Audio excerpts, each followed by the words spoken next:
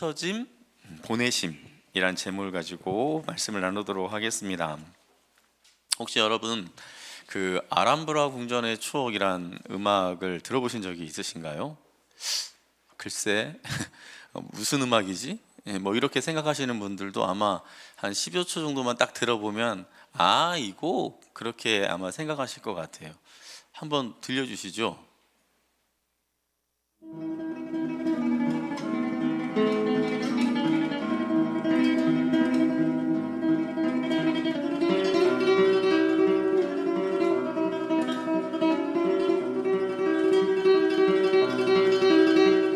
네, 화면에 비친 그 모습이 아람브라 궁전의 모습입니다.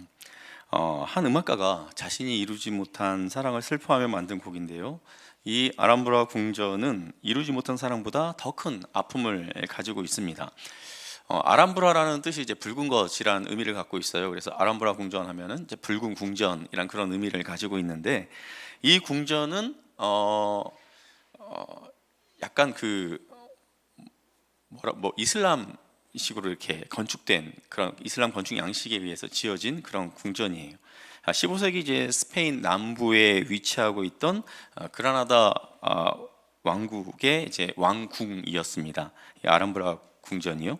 그런데 이제 지금 이제 스페인과 포르투갈이 차지하고 있는 이베리아 반도라고 하죠. 그 이베리아 반도를 북부 아프리카에 있던 베르베르족이 이제 침공하면서 이 이베리아 반도의 상당 부분이 이제 이슬람권의 이제 수중에 떨어지게 된 거예요. 그러면서 이제 당시는 이제 종교 개혁 이전이었기 때문에 뭐 개신교 카톨릭으로 나눠지지 않았었습니다. 근데 기독교 세력이 이제 힘을 잃고 북쪽으로 이렇게 밀려 올라갔었어요. 그러면서 이제 이 이베리아 반도를 이슬람 세력이 이제 거의 한 700여 년 가량 이렇게 통치하게 되는데, 그러는 가운데 이제 점차 이제 기독교 세력이 이제 힘을 얻으면서 북쪽에 있던 기독교 세력이 점점 이제 스페인 이 이베리아 반도에 있는 이슬람 세력들을 이제 축출해내면서 이제 스페인 전체를 이렇게 통일하게 됩니다. 그러면서 이제 마지막 이베리아 반도에서 마지막 이슬람 왕국이었던 그라나다 왕국이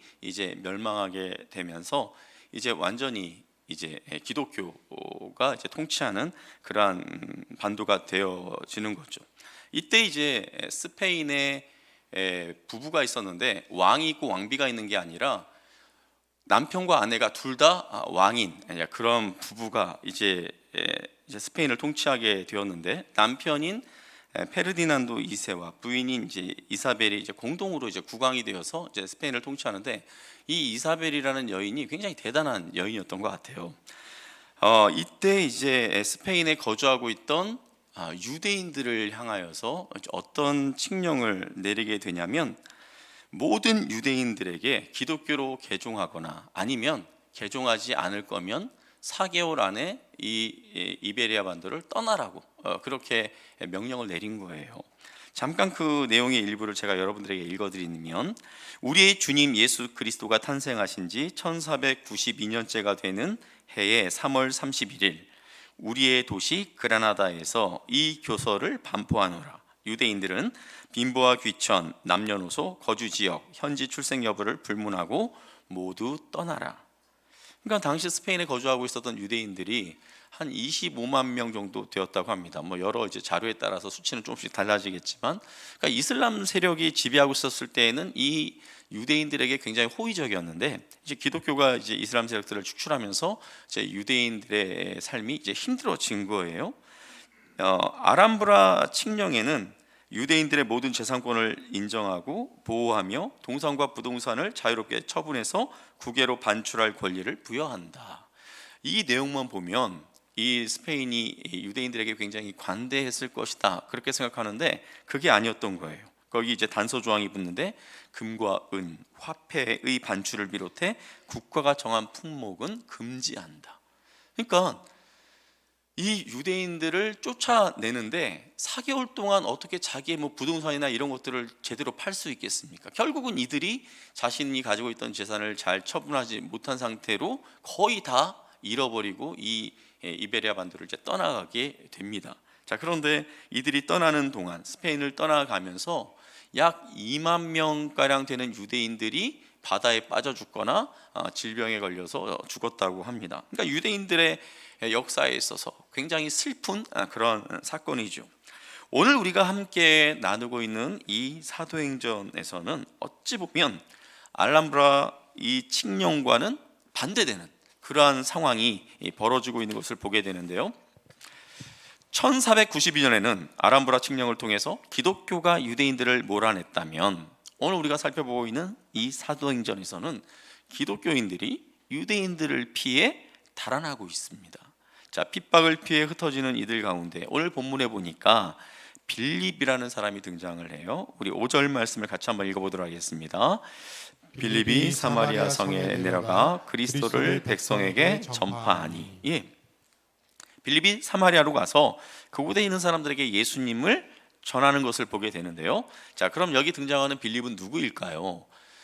우리가 앞서 살펴봤던 사도행전 6장에 보면 헬라파 과부들을 구제하기 위해서 이제 성령과 지혜가 충만한 사람 7을 세우죠. 이 7사람 중에 스데반도 있었지만 이 빌립이란 인물도 등장하게 됩니다. 자, 그런데요, 예수님의 제자들, 예수님의 12제자들 가운데서도 빌립이라는 인물이 있었어요. 우리 마가복음 3장 18절 말씀을 같이 한번 읽어보도록 하겠습니다. 또 안드레와 빌립과 바돌로메와 마테와 도마와 알페오의 아들 야고보와 및 다데오와 가나나인 시몬이며. 예수님의 제자들의 이름이 쭉 나열되어 있는데 여기 보니까 안드레와 빌립과, 그러니까 빌립이 등장하고 있죠. 자, 그렇다면 오늘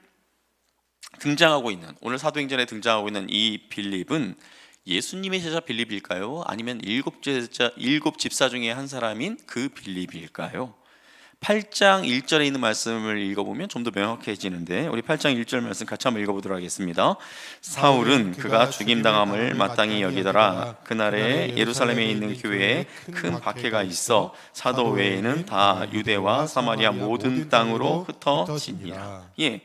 초대교회 성도들이 유대인들의 박해를, 핍박을 피해서 유대와 사마리아의 모든 땅으로 이렇게 흩어졌는데 1절 말씀에 정확하게 뭐라고 말씀하고 있습니까? 사도 외에는 다 유대와 사마리아 모든 땅으로 흩어지니라. 사도 외에는, 그러니까 예수님의 제자들인 사도들은 그 핍박 가운데서도 그냥 예루살렘에 머물러 있었다라는 것이죠. 결국 사마리아 땅으로 간 빌립은 예수님의 제자 빌립이 아니라 사도행전 6장에서 헬라파 과부들을 돕기 위해서 세운 그 7집사 중에 한 사람, 그 빌립이라는 것을 우리가 알 수 있습니다. 자, 그런데 좀 이상하지 않습니까? 다른 사람들은 다 예루살렘을 피해서 다른 곳으로 다 이렇게 흩어졌는데 왜 사도들은 예루살렘에 남아 있었던 걸까요? 과거 우리가 이제 일제 강점기 때를 이렇게 보게 되면 보통 일본 순사들이 누구를 주시합니까? 보통 지도자들을 주시하죠. 지도자들을 주시하고 있다가 어떤 사건이 딱 터지게 되면 그 지도자들부터 잡아들이는 거죠. 그렇기 때문에 무슨 사건이 벌어지면 지도자들이 먼저 피신하는 것이 일반적이에요. 그런데 오늘 이 말씀에 보면 성도들은 다른 지역으로 다 흩어지는 상황에서 사도들만 예루살렘에 남아있는 그런 이상한 상황이 벌어지고 있어요. 왜 사도들은 다른 지역으로 피하지 않고 예루살렘에 이와 같이 남아 있었던 걸까요? 사실 본문에는 명확하게 그 이유에 대해서 말씀해주고 있지 않습니다. 하지만 과거 한국 전쟁 당시를 우리가 한번 떠올려 보면 좋을 것 같아요. 그때 이제 북한군이 이렇게 쳐들어오는 그런 상황에서 여러 목사님들, 또 장로님들, 또 뭐 권사님들이나 또 집사님들 가운데 어떻게 교회를 떠나 교회를 지켜야지 이렇게 하면서 피난을 거부한 채 교회에 남아 계시다가 순교한 목사님들, 장로님들, 집사님들, 권사님들이 꽤 계셨어요. 어쩌면 지금 이 예루살렘 교회에 남아있는 이 사도들 역시 십자가의 길을 걸어가신 우리 예수님처럼, 또 방금 전 순교한 스데반처럼 죽음을 두려워하지 않고 예루살렘 교회를 지키고자 아마 떠나지 않고 남아 있었던 것 같습니다. 자, 그러다가 사도행전 이제 12장에 보면 그렇게 남아있던 사도들 가운데 한 사람이었던 사도 요한의 형제 야고보가 죽임을 당하는 그러한 일이 벌어지기도 합니다. 우리가 지금 사도행전을 우리가 살펴보고 있는데 사도행전은 총 28장으로 되어 있어요. 28장. 그래서 우리가 앞에 지난주까지 살펴봤던 1장에서 7장까지의 이 말씀은 예루살렘에서 벌어지고 있는, 예루살렘에서 일어나는 사건들을 중심으로 다루고 있고, 오늘부터 우리가 다루게 될 8장부터 12장까지는 예루살렘을 벗어난 이스라엘의 다른 지역, 유대와 사마리아 지역에서 벌어지는 일들에 대해서 다루고 있어요. 그리고 이제 13장부터는 지금 이제 지진으로 인해서 고통받고 있죠. 이스라엘을 이렇게 위로 거슬러 올라가면 시리아 지역이 있어요. 예전에 이제 수리아라고 했는데 그 시리아를 통해서 이제 터키로 이렇게 이어지는, 이제 유럽까지 쭉 이어지잖아요. 이제 거기를 이제 우리가 성경에서는 소아시아라고 하는데, 그 시리아를 비롯한 소아시아, 그리고 뭐 그리스라든지 이런 지역들까지 이제 복음이 쭉 확산되어져 가는 것을 13장 이후부터 우리는 보게 됩니다. 자, 그런데 8장 초반부에 등장하는 빌립이 예루살렘을 벗어나서 찾아간 곳이 어디입니까? 아까 우리가 읽었던 5절 말씀에 보니까 빌립이 사마리아 성에 내려가라고 이렇게 기록되어 있습니다. 그러니까 예수님의 제자 빌립이었다면 예수님께서 사역하시다가 이 사마리아 지역을 여러 차례 통과를 했어요. 그랬기 때문에 뭐 예수님과 함께 다녀봤을 법한데, 7집사 중에 빌립이라고 한다면 어쩌면 이 빌립의 입장에서 이 사마리아 지역을 처음 들어가는 것일 수도 있다라는 것이죠. 누군가가 막 방송 토론에 이렇게 나와가지고 막 열을 올리면서 막 이렇게 열띤 토론을 해요. 자신의 주장을 막 하기 시작합니다. 우리 나라는 남녀가 평등해야 합니다 하면서 남녀 평등에 대해서 막 열을 올리면서 막 이렇게 주장을 해요. 그러면 듣는 사람 입장에서는 어떤 생각을 하게 됩니까? 이 사회는 아직 남녀 불평등의 문제가 있구나, 이렇게 이제 추측을 해요.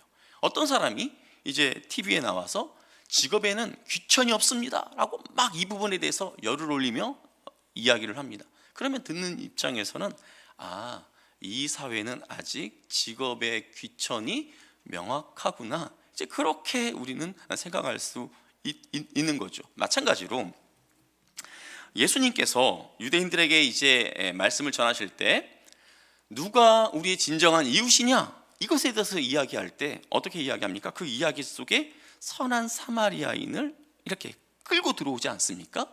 그것만 봐도 당시 유대인들이 사마리아 사람들을 어떻게 생각했는지 우리는 짐작해 볼 수 있다는 것이죠.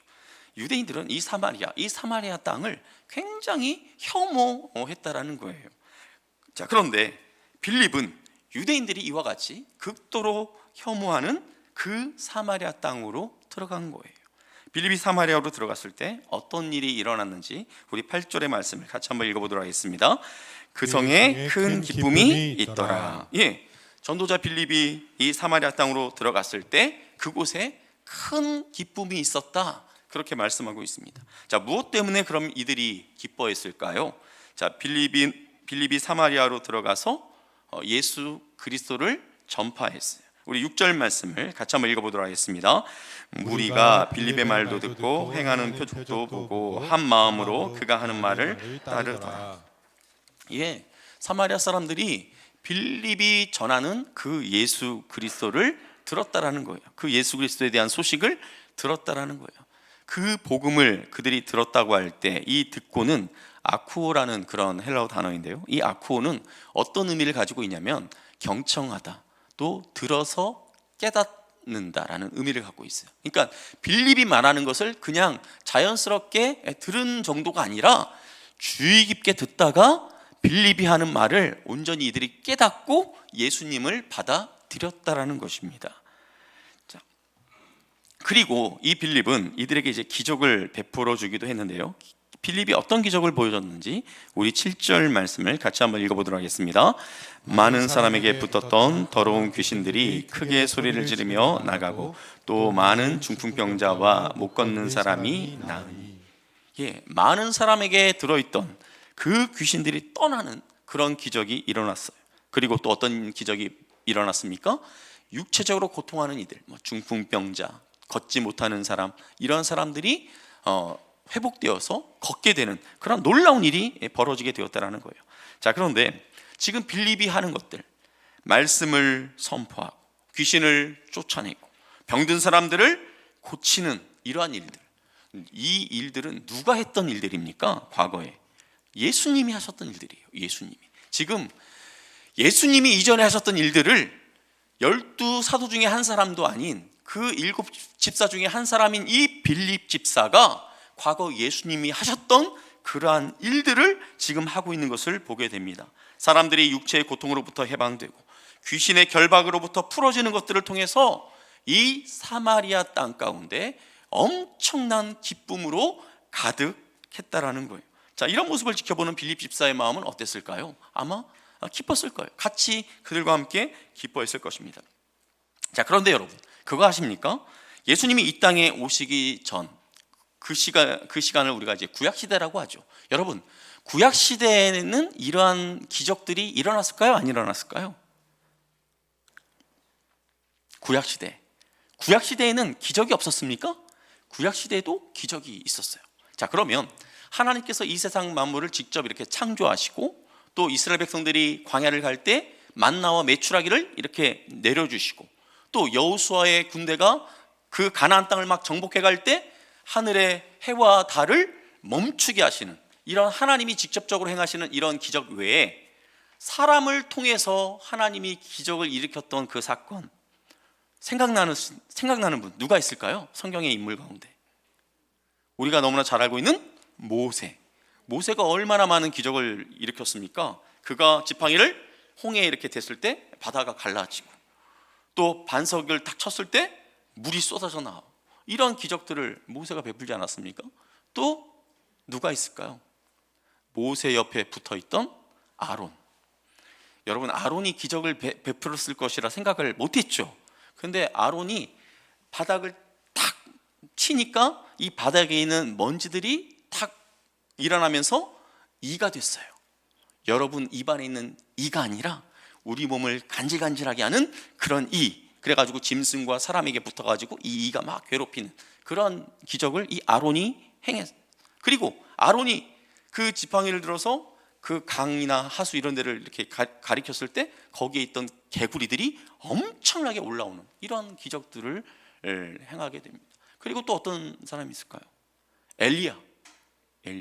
죽은 과부의 아들을 엘리야가 살려내죠. 그리고 그 과부의 집에 기름병에 있는 기름 또 통에 있는 가루가 끊어지지 않도록 하는 그런 기적을 베풉니다. 엘리사도 비슷한 기적을 베풀었어요. 또 구약시대 누가 있어요? 기적을 베푼 사람이? 구약에 엄청나게 많은 기적이 있는데 막상 그런 기적을 베푼 사람은 이와 같이 몇 사람 안 돼요. 아론, 모세, 엘리야, 엘리사가 거의 전부예요. 자, 그런데 이 모세나 아론이나 엘리야나 엘리사가 일으킨 기적들 가운데 또 구약에서 일어난 여러 기적 사건들 가운데 사람 안에 있는 귀신이 쫓겨나는 기적 일어났던 거 보신 적 있나요? 구약 성경을 쭉 살펴봐도 어떤 사람 안에 있었던 그 귀신이 쫓겨나는 그런 기적은 구약 시대에 없었어요.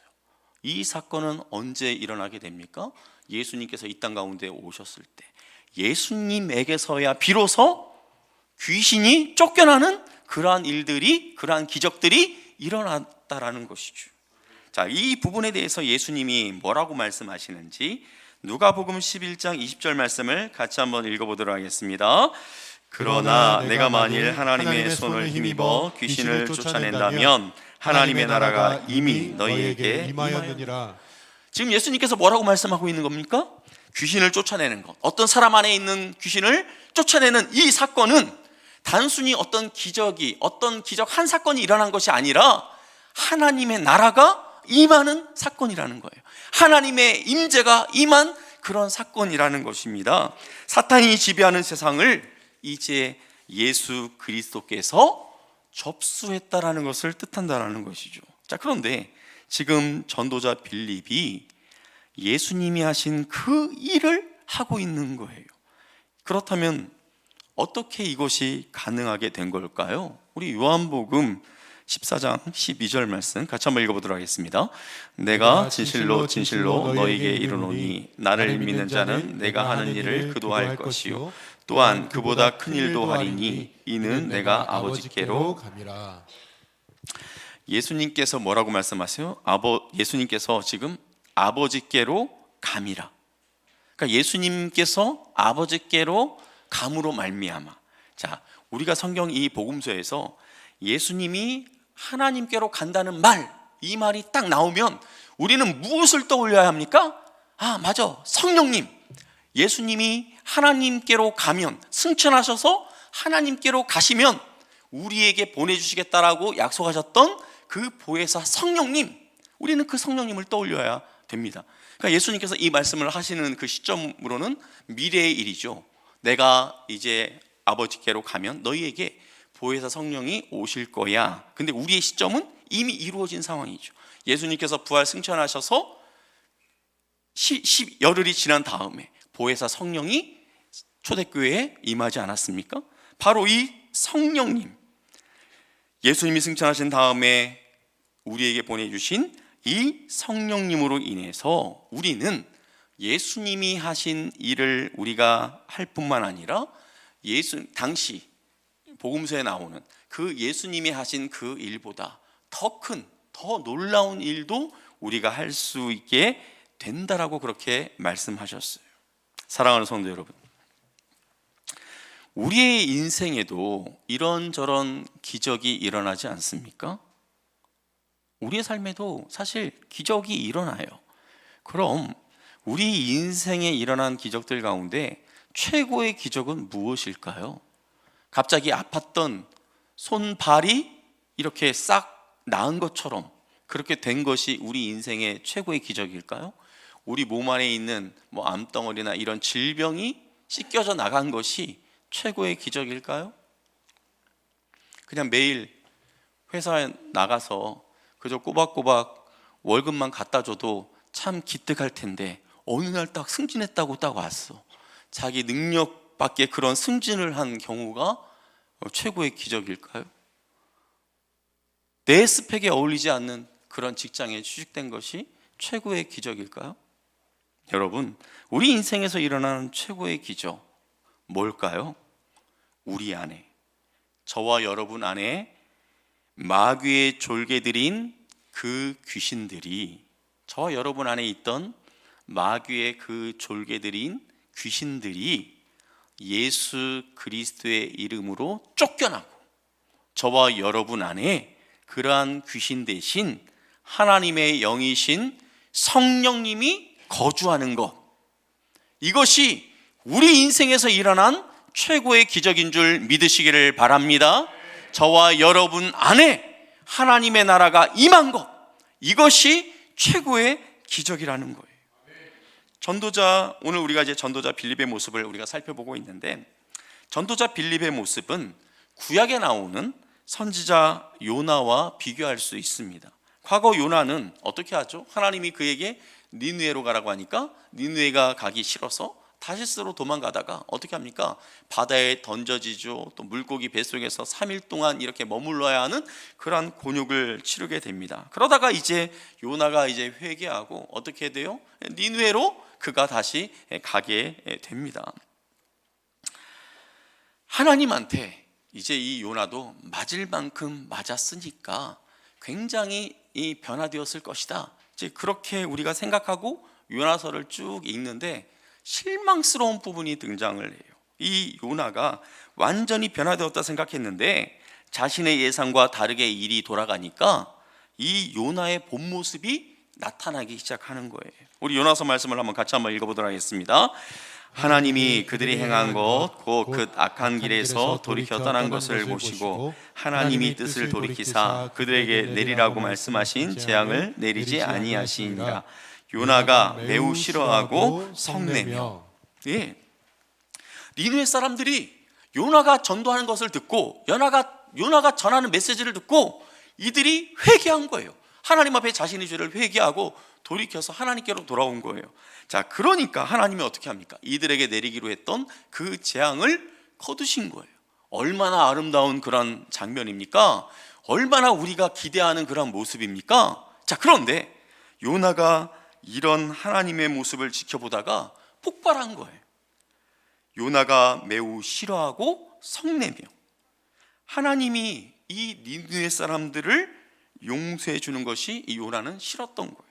하나님, 그들에게 내리겠다고 하셨던 재앙 내려주세요. 그들 멸망시킨다며요. 왜 멸망시키지 않으세요? 이렇게 지금 요나가 하나님 앞에 따지고 있는 거예요. 하나님의 보내심을 받고 니느웨에 와 있지만 특별한 그 고난의 시간이 이 요나를 변화시켜 놓은 줄 알았는데 그의 마음은 아직 이 니느웨에 와 있지 않은 것 같습니다. 하나님이 사마리아 성에 베푸신 구원의 은혜로 말미암아 그들과 함께 기뻐하는 빌립과 다르게 이 요나는 니느웨에 임한 구원의 은혜를 함께 누리지 못하고 있는 모습을 보게 됩니다. 사실 고난을 통해 우리가 철들고 많이 변화될 것 같지만 성령의 충만한 능력이 우리와 함께 하지 않으면 우리도 모르는 사이에 인간적인 악함이 툭툭 튀어나온 것 우리가 너무나 잘 알고 있지 않습니까? 이기적이고 모든 게 나 중심으로 돌아가야 하고 나보다 더 칭찬받는 사람이 있으면 안 되고 겉으로 보기에는 하나님의 선한 사역을 하고 있지만 속에는 특정한 어떤 사람에 대한 좋지 않은 감정을 여전히 품고 있는 우리의 악한 모습.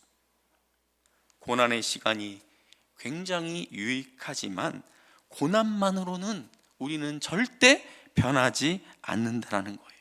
고난을 사용하시는 하나님을 신뢰하고 순간순간 그 하나님의 인도하심 속에 머무는 것을 훈련할 때 그때 비로소 우리는 변화될 수 있다라는 거예요. 고난만 가지고 안 돼요. 고난 속에서 하나님이 우리를 만져주셔야 해요. 성령께서 우리의 상처를 치유해 주셔야 한다라는 것입니다.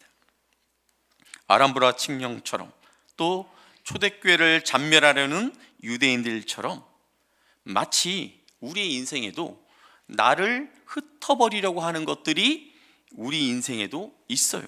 인간적인 눈으로 볼 때 어떤 상황이 나를 막 흩어버리는 것처럼 그렇게 보일 때가 있어요. 평안한 삶을 살아가고 있는데 무엇인가 내 인생으로 툭 튀어 들어와서 내 인생을 막 휘저으면서 내 인생을 막 갈기갈기 찢어놓는 것처럼 그렇게 느낄 때가 있어요. 잘 나가는 그런 삶을 살고 있는데 그러한 삶이 막 갈기갈기 찢기는 것 같은, 흩어지는 것 같은 그러한 것을 경험할 때가 있다라는 것이죠. 그 순간 우리 자신의 모습이 얼마나 비참한지 몰라, 얼마나 초라하게 느껴지는지 모릅니다.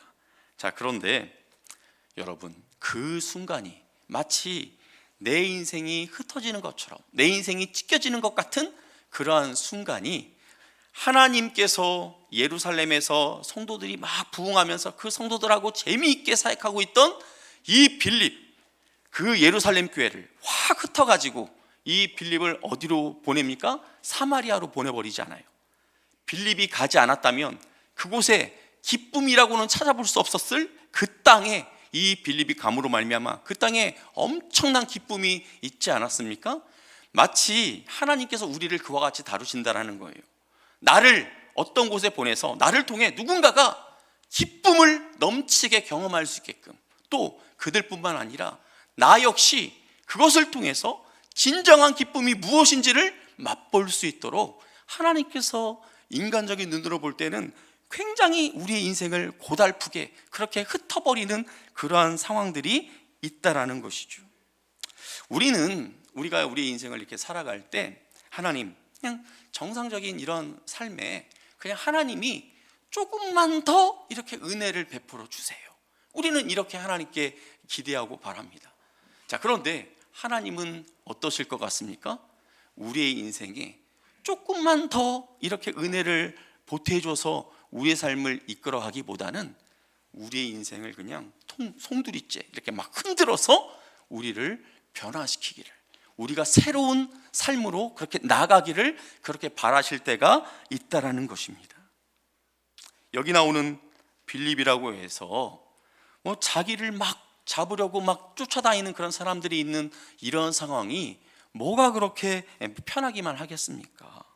빌립이라고 해서 평생 저 사마리아 땅은 저주받은 놈들이 사는 땅이야, 더러운 인간들이 사는 땅이야, 그런 이야기를 귀에 못이 박히도록 그렇게 들었을 텐데 그 사마리아 땅이 뭐 좋다고 마음에 쏙 이렇게 와 닿았겠습니까?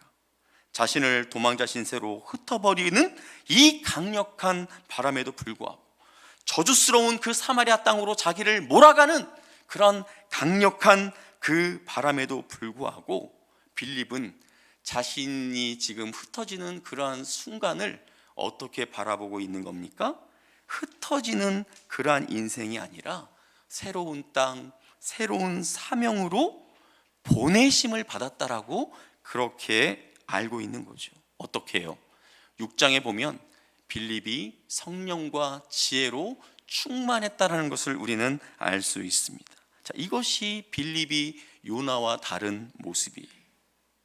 빌립의 마음은 자신이 만나는 그 누군가에게 그들에게 해줄 그 예수 그리스도에 대한 이야기로 가득 차 있었어요.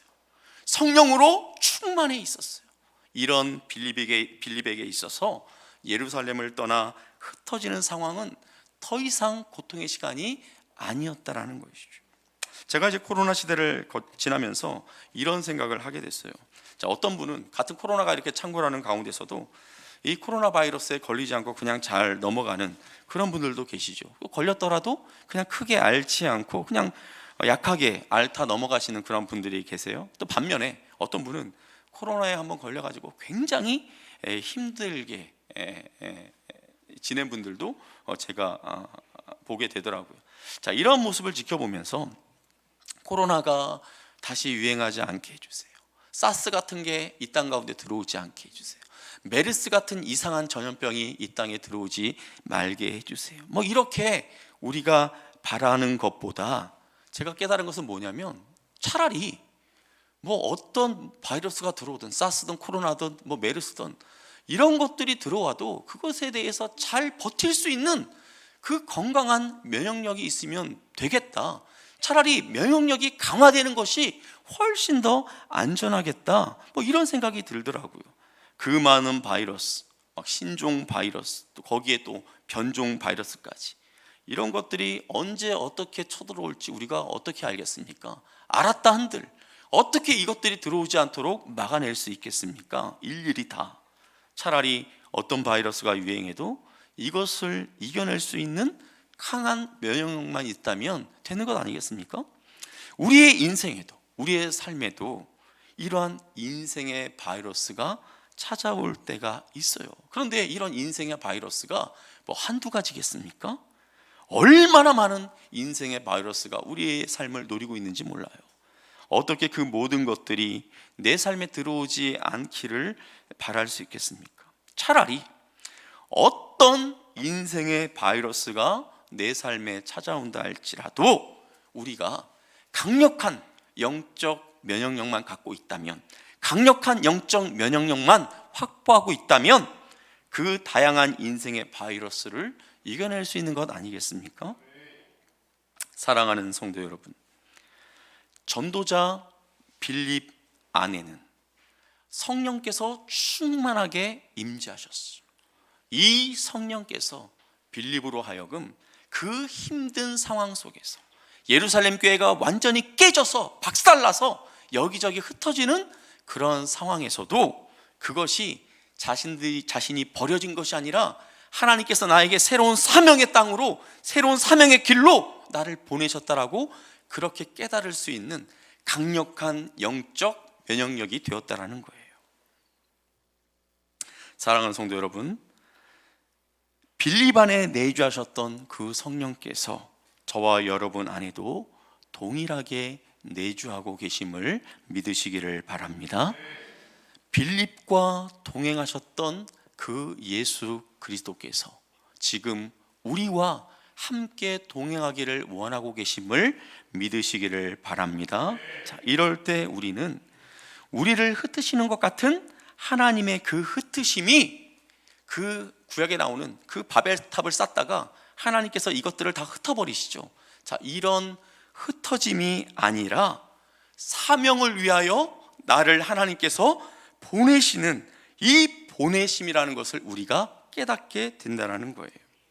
때로 우리가 사람들과 어울리면서 사망의 그 구렁텅이에서 내가 죽어가는 줄도 모르고 그 사망의 구렁텅이에서 얼마나 즐기며 살아가고 있었습니까?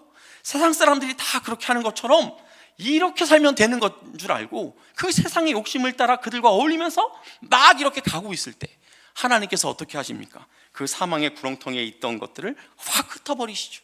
그 세상의 욕심을 따라서 막 이렇게 가고 있는 우리를 확 흩어버리시죠. 그래서 어떻게 합니까? 사망의 구렁텅이에서 생명의 땅으로 보내시고 이 세상의 욕심에 갇혀있던 우리를 끄집어내서 어떻게 합니까? 천국을 소망하는 그러한 모습으로 우리를 바꾸어 가시는 것 아니겠습니까?